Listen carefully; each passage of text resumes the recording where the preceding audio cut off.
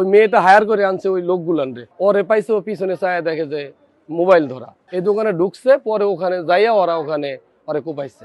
এই মুহূর্তে একটু সামনে আগাইতেই যাইয়া একটা মহিলা আর একটা পুরুষ এমনি রোড মানে আমাদের ক্রস করছে, ওরা আসতেছে আর আমরা যাচ্ছি আর কি। এর ভিতরেই মসজিদ মাঠের গেট থেকে একটা লোক বের হয়েছে। তারা ওই ছেলেরা বলতেছে যে এই পাইছি এটা বলে এটা ধরতে গেছে। এর ভিতরে ওই যে সোরা আছে যেগুলো আর কি, সামরাই না কি বলে, এইটা বের করছে। পরেই ওই আর কি ওই লোকটা চিৎকার দিছে, যার সাথে তাদের বিরোধ, যার উপরে তাদের টার্গেট ছিল। তখন সে দৌড় দিছে, ওরাও সবটি আমাকে পাশ দিয়ে দৌড় দিচ্ছে। এই মুহূর্তে এই সাংবাদিক তুহিন, সেও অগো পিছে পিছে মোবাইল নিয়ে দৌড় দিচ্ছে। তখন ওরে আর ওই লোকটাকে না পাইয়া ওরে পাইছে, ও পিছনে চায় দেখে যে মোবাইল ধরা।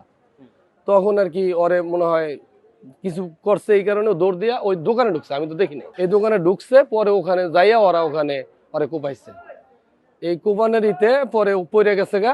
না পরিপ্রেক্ষিত অন্যটা ওই মেয়েলি ব্যাপার, অন্য জনের সাথে কোনো সমস্যা, এটা নিয়ে আর কি তাকে ওই মেয়েটা হায়ার করে আনছে ওই লোকগুলান রে কোপানের জন্য, যার সাথে বিরোধ, তার সাথে। এখন ও সাংবাদিক, ও পিছে পিছে দৌড় দিয়ে যে ভিডিও করতে গেছে, এই হলো মূল ইস্যু।